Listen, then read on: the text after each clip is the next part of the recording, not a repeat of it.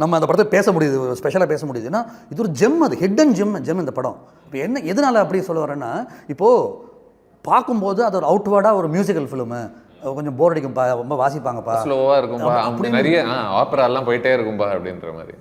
Once அந்த மீட்டரை பிடிச்சிட்டா every shot has a meaning, every sound cutting point has a meaning இல்லையா?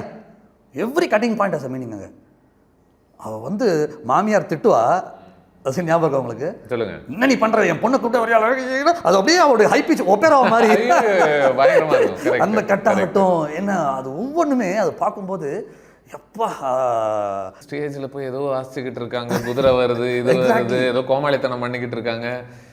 இதையா சுதீரும் அவங்க 2 பேரும் சேர்ந்து எனக்கு பரவாயில்லங்கிறா, என்ன திட்டாலும் பரவாயில்ல, அட்லீஸ்ட் ஒரு ஒரு ஒரு இப்பயாவது பாருங்கிற ஒரு 10 பேரில் ஒருத்தர் பார்க்க மாட்டாங்களா? அதை பார்த்து தான் இது வந்து விஷயமே. அது வந்து ஏங்க இப்போது பிரேக்கிங் பேடும் அப்படி தான் ஆச்சு. முதல்ல வந்தப்போ ஏன்னா ஏதோ கொஞ்சம் ஸ்லோ அந்த மாதிரி, ஆனால் உள்ளுக்குள்ளே வந்ததுக்கு அப்புறமா அது எப்படி என்கல்ஃப் பண்ணுச்சு.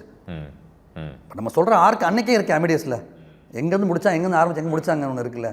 யாருக்காக இந்த காரியத்தை நான் பண்ணுறேன்னு சொல்ல ஆரம்பித்த அந்த காரணம் பிரேக்கிங் பேடில். இதில் அப்படி தானே, எங்கே ஆரம்பித்தான், அவனோட இம்மார்டாலிட்டி ஆரம்பித்தான், இன்னொருத்தோட இம்மார்டாலிட்டியில் படம் முடியுது.